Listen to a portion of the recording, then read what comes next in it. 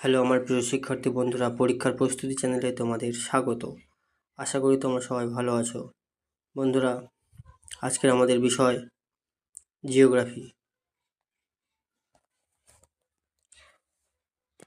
বন্ধুরা, আমি বিগত 4-5 বছরের বেশ কিছু পরীক্ষা থেকে জিওগ্রাফির এই সমস্ত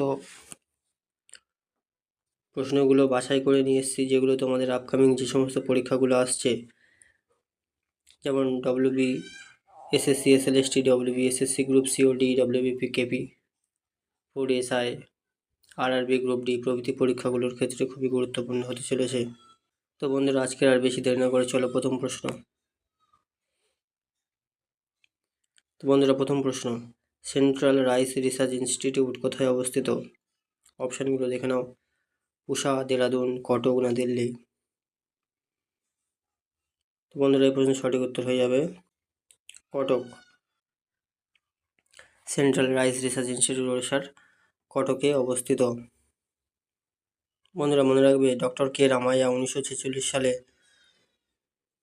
উড়িষ্যার কটকের বিদ্যাধরপুরে এই প্রতিষ্ঠানটি প্রতিষ্ঠিত করেন।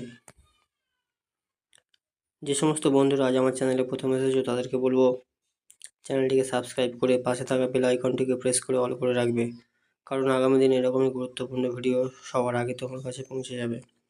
আর যে সমস্ত বন্ধুরা ফেসবুক বা ইনস্টাগ্রাম থেকে আমার ভিডিও দেখছো তাদেরকে বলবো পেজটিকে একটি লাইক করে ফলো করে দিও। পরবর্তী প্রশ্ন, নিম্নোক্ত কোনটি খারিফ শস্য নয়? নিম্নোক্ত কোনটি খারিফ শস্য নয়? অপশানগুলো দেখে নাও। ধান, পাট, গম না মিলেট?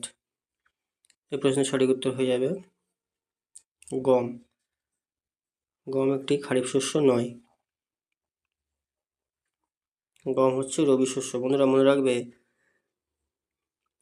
খারিফ শস্য বলতে বর্ষাকালে যে শস্যগুলো চাষ করা হয় সেগুলো হচ্ছে খারিফ শস্য, যেমন ধান, পাট, মিলেট, জোয়ার, এগুলো হচ্ছে খারিফ শস্য। আর রবি শস্য বলতে শীতকালে যেগুলো চাষ করা হয়, যেমন মটর, গম, ছোলা, এই সমস্ত শস্যগুলো হচ্ছে রবি শস্য, মনে রাখবে। পরবর্তী প্রশ্ন, ভারতের কোন রাজ্যে সবচেয়ে বেশি জিপসাম পাওয়া যায়? খুবই গুরুত্বপূর্ণ প্রশ্ন। ভারতের কোন রাজ্যে সবচেয়ে বেশি জিপসাম পাওয়া যায়? অপশানগুলো দেখে নাও। বিহার, ঝাড়খণ্ড, কেরালা না রাজস্থান? বন্ধুরা, এই প্রশ্নের সঠিক উত্তর হয়ে যাবে রাজস্থান। রাজস্থানের যোধপুর, নাগৌর, বিকানির জেলায় প্রচুর জিপসাম পাওয়া যায়, যেটি ভারতের প্রায় মোট উৎপাদনের 90% রাজস্থান উৎপাদন করে থাকে, মনে রাখবে। ভিডিওটি ভালো লাগলে একটি লাইক ও কমেন্ট করে